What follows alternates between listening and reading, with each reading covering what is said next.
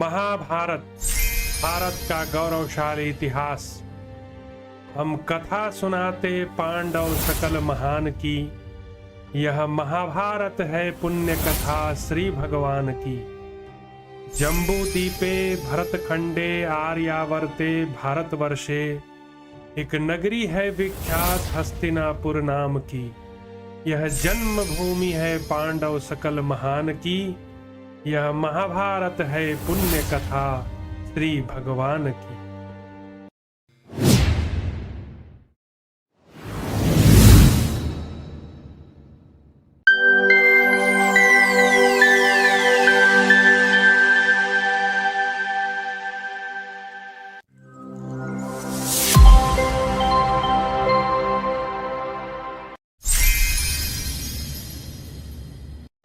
श्री रुक्मिणी कृष्णचंद्राभ्याम नमः। महाभारत भारत का गौरवशाली इतिहास। द्रोण पर्व। नमस्कार। जय श्री राम, जय सनातन संस्कृति, जय भारत। जयद्रथ वध पर्व में आज का टॉपिक है भीमसेन और कर्ण का घोर युद्ध। धृतराष्ट्र ने कहा, संजय, भृगुवंश शिरोमणि धनुर्धर परशुराम जी साक्षात भगवान शंकर के शिष्य हैं तथा कर्ण उन्हीं का शिष्यत्व ग्रहण करके अस्त्र विद्या में उनके समान ही सुयोग्य हो गया था, अथवा शिष्योचित सद्गुणों से संपन्न परशुराम का वह शिष्य उनसे भी बढ़ चढ़ कर है, तो भी उसे कुंती कुमार भीमसेन ने खेल खेल में पराजित कर दिया। संजय, जिस पर मेरे पुत्रों को विजय की बड़ी भारी आशा लगी है, उसे भीमसेन से पराजित होकर युद्ध से विमुख हुआ देख दुर्योधन ने क्या कहा? तात, अपने पराक्रम से सुशोभित होने वाले महाबली भीमसेन ने किस प्रकार युद्ध किया, अथवा कर्ण ने रण क्षेत्र में भीमसेन को अग्नि के समान तेज से प्रज्वलित होते देख उसके बाद क्या किया? संजय कहते हैं, राजन, वायु के वेग से ऊपर उठते हुए समुद्र के समान कर्ण ने विधि पूर्वक सजाए हुए दूसरे रथ पर आरूढ़ होकर पुनः पांडुनंदन भीम पर आक्रमण किया। प्रजानाथ, उस समय अधिरथ पुत्र कर्ण को क्रोध में भरा हुआ देखकर आपके पुत्रों ने ही मान लिया कि भीमसेन अब अग्नि के मुख में दी हुई आहुति के समान नष्ट हो जाएंगे। तदनंतर धनुष की टंकार और हथेली का भयानक शब्द करते हुए राधानंदन कर्ण ने भीमसेन के रथ पर धावा बोल दिया। राजन, सूरवीर कर्ण और महामनस्वी भीमसेन, इन दोनों वीरों में पुनः घोर संग्राम छिड़ गया। एक दूसरे के वध की इच्छा वाले वे दोनों महाबाहो योद्धा अत्यंत कुपित हो एक दूसरे को नेत्रों द्वारा दग्ध से करते हुए परस्पर दृष्टिपात करने लगे। उन दोनों की आंखें लाल हो गई थीं। दोनों ही फुफकारते हुए सर्पों के समान लंबी सांस खींच रहे थे। दोनों ही शत्रु दमन वीर उग्र हो परस्पर भिड़कर एक दूसरे को बाणों से द्वारा छत विछत करने लगे। वे दो व्याघ्रों के समान रोषावेश में भरकर दो बाजों के समान परस्पर शीघ्रतापूर्वक झपटते थे तथा अत्यंत क्रोध में भरे हुए दो सर्पों के समान परस्पर युद्ध करते थे। जुआ के समय वनवास काल में तथा विराट नगर में जो दुख प्राप्त हुआ था उसका स्मरण करके आपके पुत्रों ने जो पांडवों के राज्य का समुज्ज्वल रत्नों का अपहरण किया था उसे याद करके पुत्रों सहित अपने पांडवों को जो निरंतर क्लेश प्रदान किए हैं उन्हें ध्यान में लाकर निरंतर कुंती देवी तथा उनके पुत्रों को जो आपने जला डालने की इच्छा की थी, सभा के भीतर आपके दुरात्मा पुत्रों ने जो द्रौपदी को महान कष्ट पहुंचाया था, दुशासन ने जो उसके केस पकड़े थे भारत, कर्ण ने जो उसके प्रति कठोर वचन सुनाए थे, तथा कुरुनंदन, आपकी आंखों के सामने ही कौरवों ने जो द्रौपदी से यह कहा था, कृष्ण तू दूसरा पति कर ले, तेरे ये पति अब नहीं रहे। कुंती के सभी पुत्र थोथे तिलों के समान निर्वीर्य होकर नरक में पड़ गए हैं। महाराज, आपके पुत्र जो द्रौपदी को दासी बनाकर उसका उपभोग करना चाहते थे तथा काले मृग चर्म धारण करके वन की ओर प्रस्थान करते समय पांडवों के प्रति सभा में आपके समीप ही कर्ण ने जो कटु वचन सुनाए थे और पांडवों को तिनकों के समान समझकर जो आपका पुत्र दुर्योधन उछलता कूदता था, स्वयं सुखमयी परिस्थिति में रहते हुए भी जो उस अचेत मूर्ख ने संकट में पड़े हुए पांडवों के प्रति क्रोध का भाव दिखाया था, इन सब बातों को तथा बचपन से लेकर अब तक आपकी ओर से प्राप्त हुए अपने दुखों को याद करके शत्रुओं का दमन करने वाले शत्रुनाशक धर्मात्मा भीमसेन अपने जीवन से विरक्त हो उठे थे। उस समय भरतवंश के उस सिंह ने अपने जीवन का मोह छोड़कर स्वर्णमय पृष्ठभाग से सुशोभित दुर्धर्ष एवं विशाल धनुष की ठंकार करते हुए वहां कर्ण पर धावा किया। कर्ण के रथ पर भीमसेन ने शान पर चढ़ाकर स्वच्छ किए हुए तेजस्वी बाणों का जाल सा बिछाकर सूर्य की प्रभा को आच्छादित कर दिया। तब अधिरथ पुत्र कर्ण ने हंसकर शिला पर तेज किए हुए पंख युक्त बाणों द्वारा भीमसेन के उन बाण समूहों को तुरंत ही छिन्न भिन्न कर दिया।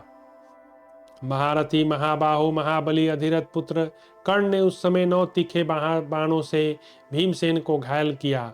जिसे मतवाला हाथी अंकुश से रोका जाए, उसी प्रकार पंखयुक्त बाणों द्वारा रोके जाते हुए भीमसेन तनिक भी घबराहट में न पड़कर सुतपुत्र कर्ण पर चढ़ आए। जैसे मतवाला हाथी दूसरे मतवाले हाथी पर धावा करता है, उसी प्रकार पांडव शिरोमणि वेगशाली भीम को वेग पूर्वक आक्रमण करते देख कर्ण भी युद्ध स्थल में उनका सामना करने के लिए आगे बढ़ा। तदनंतर कर्ण ने हर्षपूर्वक सैकड़ों भेरियों के समान गंभीर ध्वनि करने वाले शंख को बजाकर सब ओर गुंजा दिया। इससे पांडवों की सेना में विक्षुब्ध समुद्र के समान हलचल पैदा हो गई। हाथी घोड़े रथ पैदलों से युक्त उस सेना को विक्षिप्त हुई देख भीमसेन ने कर्ण के पास जाकर उसे बाणों द्वारा आच्छादित कर दिया। उस रण क्षेत्र में पांडुनंदन भीम को अपने बाणों से आच्छादित करते हुए कर्ण ने रीछ के समान रंग वाले अपने काले घोड़ों को भीमसेन के हंस सदृश श्वेत वर्ण वाले उत्तम घोड़ों के साथ मिला दिया। रीछ के समान रंग वाले और वायु के समान वेगशाली घोड़ों को श्वेत अश्वों के साथ मिला हुआ देख आपके पुत्रों की सेना में हाहाकार मच गया। महाराज, वायु के समान वेग वाले वे सफेद और काले घोड़े परस्पर मिलकर आकाश में उठे हुए सफेद और काले बादलों के समान अधिक शोभा पा रहे थे। रोषावेश में भरकर क्रोध से लाल आंखें किए कर्ण और भीमसेन को देखकर आपके महारथी भयभीत हो कांपने लगे। भरतश्रेष्ठ, उन दोनों का संग्राम यमराज के राज्य के समान अत्यंत भयंकर था। प्रेतराज की पुरी के समान उसकी ओर देखना भी कठिन हो रहा था। उस विचित्र से समाज को देखते हुए महारथियों ने उस महासमर में निश्चय ही उन दोनों में से किसी एक ही व्यक्ति की विजय होती देखी। राजन, पुत्रों सहित आपकी कुमंत्रणा के फलस्वरूप महान अस्त्रधारी भीमसेन और कर्ण का अत्यंत निकट से होने वाला संघर्ष सब लोग देख रहे थे। उन दोनों अद्भुत पराक्रमी शत्रुहंता वीरों ने एक दूसरे को तीखे बाणों से आच्छादित करते हुए आकाश को बाण समूहों से व्याप्त कर दिया।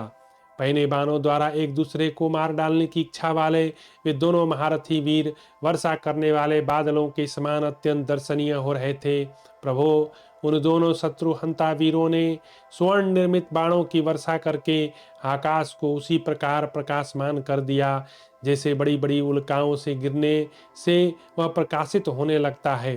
राजन, उन दोनों के छोड़े हुए गिद्ध की पांख वाले बाण शरद ऋतु में आकाश में मतवाले सारसों की श्रेणियों के समान सुशोभित थे।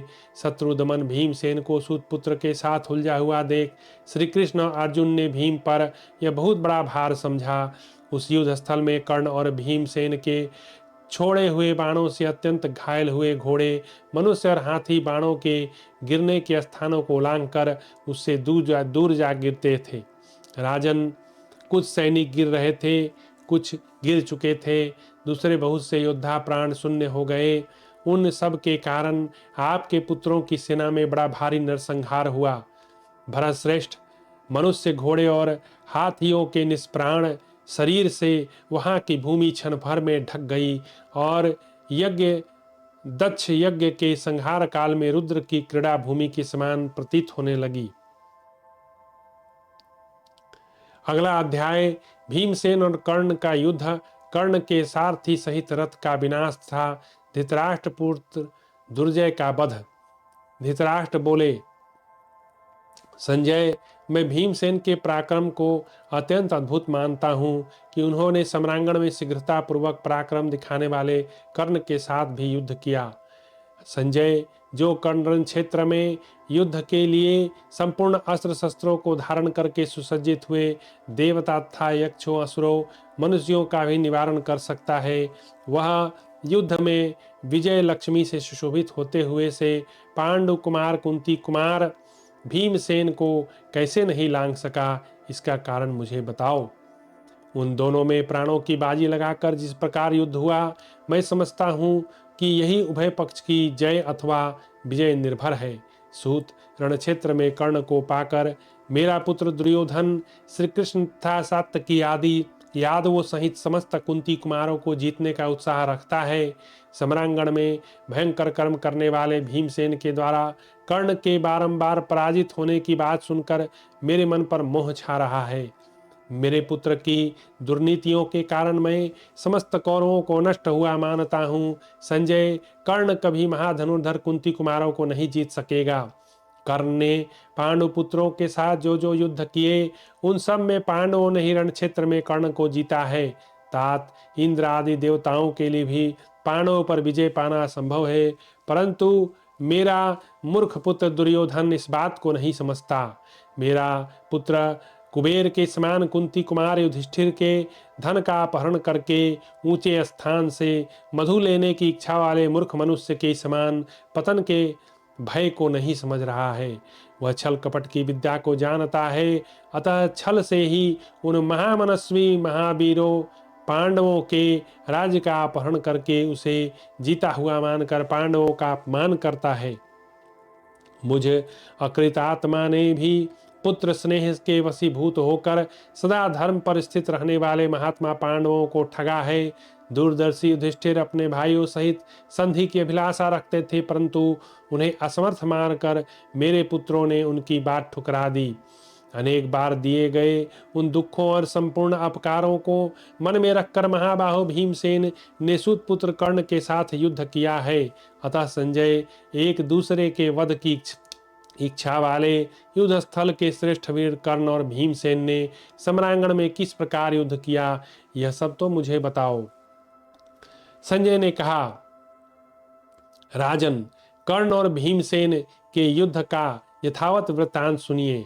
वे दोनों जंगली हाथियों के समान एक दूसरे के वध के लिए उत्सुक थे। राजन, क्रोध में भरे हुए सूर्यपुत्र कर्ण ने कुपित हुए शत्रुदमन पराक्रमी भीमसेन को अपने बल पराक्रम का परिचय देते हुए 30 बाणों से बिंध डाला। भरतश्रेष्ठ कर्ण के चमकते हुए अग्रभाग वाले स्वर्ण जटित महान वेगशाली बाणों द्वारा भीमसेन को घायल कर दिया। इस प्रकार बाण चलाते हुए कर्ण के धनुष को भीमसेन ने 3 तीखे बाणों द्वारा काट डाला और एक भल्ल मारकर सारथी को रथ की बैठक से नीचे गिरा दिया। तब भीमसेन के वध की अभिलाषा रखकर कर्ण ने वेग पूर्वक एक शक्ति हाथ में ले ली, जिसका दंडा स्वर्ण और वैदुर्य मणि से जड़ित होने के कारण विचित्र दिखाई देता था। वह महाशक्ति दूसरी काल शक्ति के समान प्रतीत होती थी। महाबली राधा पुत्र कर्ण ने जीवन का अंत कर देने वाली उस शक्ति को लेकर ऊपर उठाया और उसे धनुष पर रखकर भीमसेन पर चला दिया। इंद्र के वज्र की भांति उस शक्ति को छोड़कर बलवान सूतनंदन कर्ण ने बड़े जोर से गर्जना की। उस समय उस सिंहनाद को सुनकर आपके पुत्र बड़े प्रसन्न हुए। कर्ण के हाथों से छूटकर आकाश में सूर्य और अग्नि के समान प्रकाशित होने वाली उस शक्ति को भीमसेन ने 7 बाणों से आकाश में ही काट डाला। मान्य नरेश, केचुल से छूटी हुई सर्पणी के समान उस शक्ति के टुकड़े टुकड़े करके फिर भीमसेन ने कुपित हो युद्ध स्थल में सूतपुत्र कर्ण के प्राणों की खोज करते हुए से शान पर चढ़ाकर तेज किए हुए यमदंड के समान भयंकर मयूर पंख एवं स्वर्ण पंख से विभूषित बाणों को उसके ऊपर चलाना आरंभ किया। तब कर्ण ने भी पीठ वाले दूसरे दुर्धर्ष एवं विशाल धनुष को हाथ में लेकर खींचा और बाणों की वर्षा प्रारंभ कर दी। राजन वसुसेन के छोड़े हुए 9 विशाल बाणों की पांडुपुत्र भीमसेन ने झुकी हुई गांठ वाले 9 बाणों द्वारा काट गिराया। महाराज, भीमसेन ने कर्ण के बाणों को काटकर सिंह के समान गर्जना की। वे दोनों बलवान वीर कभी गाय के लिए लड़ने वाले 2 सांड के समान हाँकते और कभी मांस के लिए परस्पर जूझने वाले 2 सिंहों के समान दहाड़ते थे। वे गौशाला में लड़ने वाले 2 बड़े बड़े सांडों के समान एक दूसरे पर चोट करने की इच्छा रखते हुए अवसर ढूंढते परस्पर आंखें तरेर कर देखते थे। जैसे 2 विशाल गजराज अपने दांतों के अग्रभाग द्वारा एक दूसरे से भिड़ गए हों, उसी प्रकार कर्ण और भीमसेन धनुष को पूर्णतः खींचकर छोड़े गए बाणों द्वारा एक दूसरे को चोट पहुंचाते थे। महाराज, वे परस्पर शस्त्रों की वर्षा करते, एक दूसरे को दग्ध करते, क्रोध से आंखें फाड़ फाड़ कर देखते, कभी हंसते, कभी बारंबार एक दूसरे को डांटते एवं शंखनाद करते हुए परस्पर जूझ रहे थे। आर्य, भीमसेन ने पुनः कर्ण के धनुष की मुट्ठी को पकड़ने की जगह से काट डाला। शंख के समान श्वेत रंग वाले उसके घोड़ों को भी बाणों द्वारा यमलोक पहुंचा दिया और उसके सारथी को मारकर रथ की बैठक से नीचे गिरा दिया। घोड़े और सारथी के मारे जाने पर सम्रांगण में बाणों द्वारा आच्छादित हुआ सूर्यपुत्र कर्ण दुस्तर चिंता में निमग्न हो गया। बाण समूहों से मोहित होने के कारण उसे यह नहीं सूझता था कि अब क्या करना चाहिए। कर्ण को इस प्रकार संकट में पड़ा देख राजा दुर्योधन क्रोध से कांपने लगा और दुर्जय को आदेश देता हुआ बोला, दुर्जय, जाओ, राधानंदन कर्ण को सामने ही पांडुपुत्र भीमसेन काल का ग्रास बनाना चाहता है। तुम कर्ण का बल बढ़ाते हुए बिना दाढ़ी मूछ के मुंडे भीमसेन को शीघ्र मार डालो।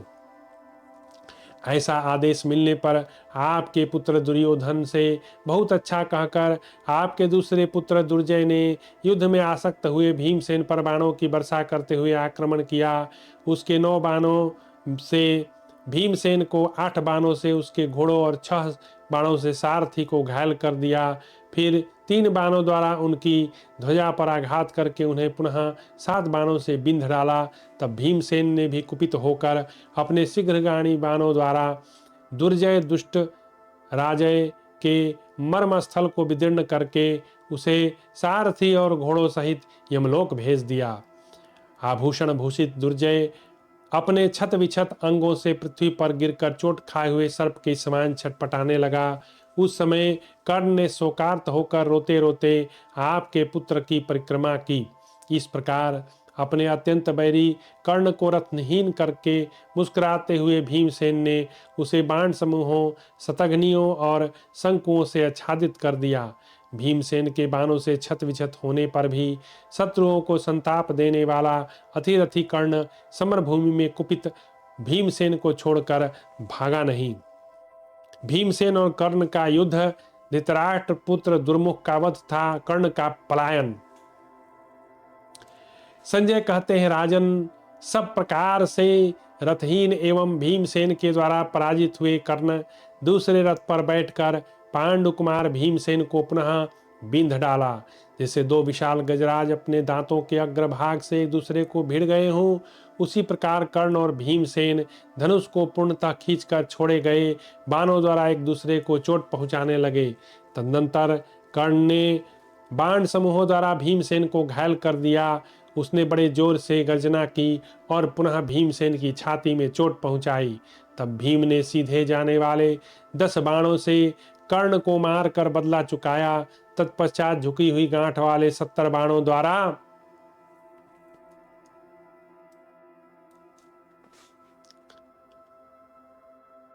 पुनः कर्ण को बींध डाला। राजन, भीमसेन ने कर्ण की छाती में 9 बाणों द्वारा गहरी चोट पहुंचाकर एक तीखे बाण से उसके ध्वज को भी छेद दिया।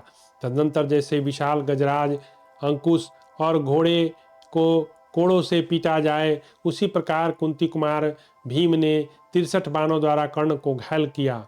महाराज, यशस्वी पांडुपुत्र के द्वारा घायल होकर वीर कर्ण क्रोध से लाल आंखें करके अपने दोनों जबड़ों को चाटने लगा।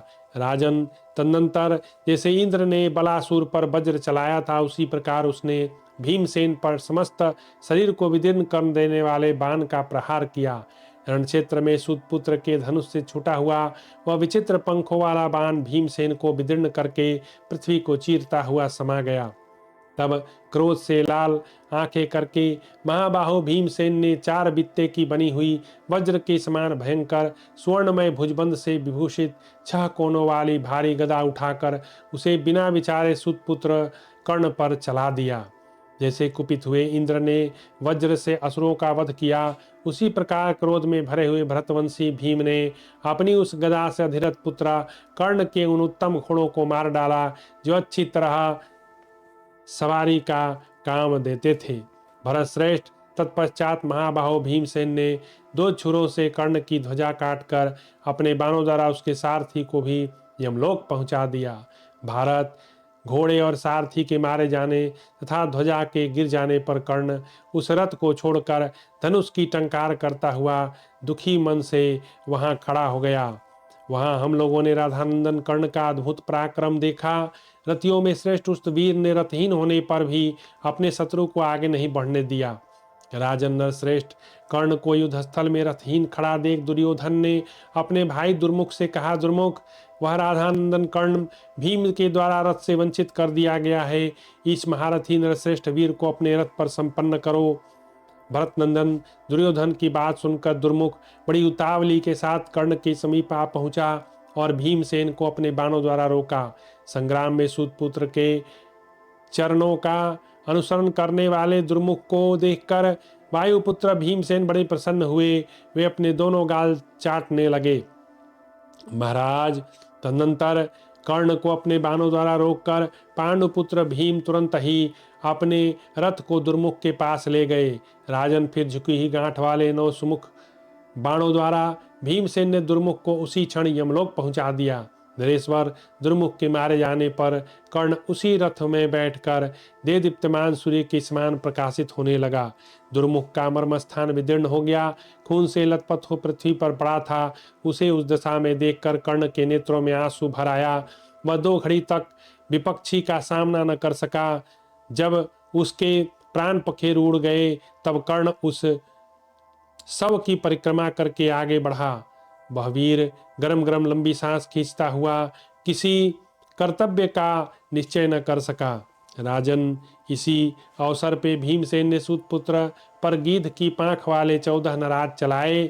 महाराज, वे महातेजस्वी सुनहरी पांख वाले बाण उसके स्वर्ण चतित कवच को छिन्न भिन्न करके 10 दिशाओं को सुशोभित करने लगे।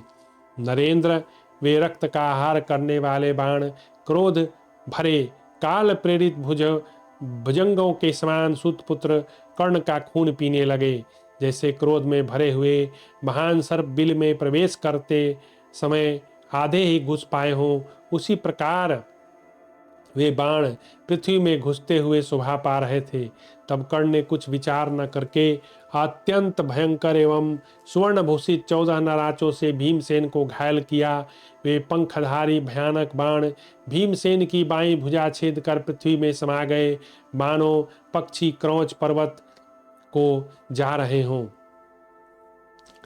मर्मभेदी नराचों से रणक्षेत्र में विदीर्ण हुए भीमसेन उसी प्रकार भूरी भूरी रक्त बहाने लगे जैसे पर्वत झरने का जल गिराता है।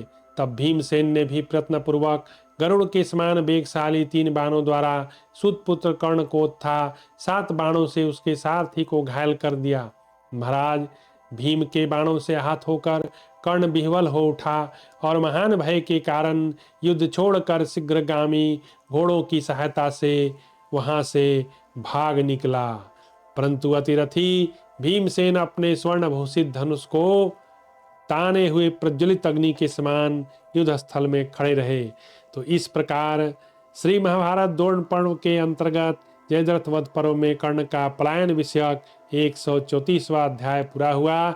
तो हमने आज की कथा में देखा कि किस प्रकार कर्ण जो है एक बार पुनः पराजित होकर भीम से मैदान छोड़कर पलायन कर दिया, और उसी कर्ण की लोग इतनी प्रशंसा करते हैं, जबकि वह बार बार बार बार पांडवों से पराजित हुआ है।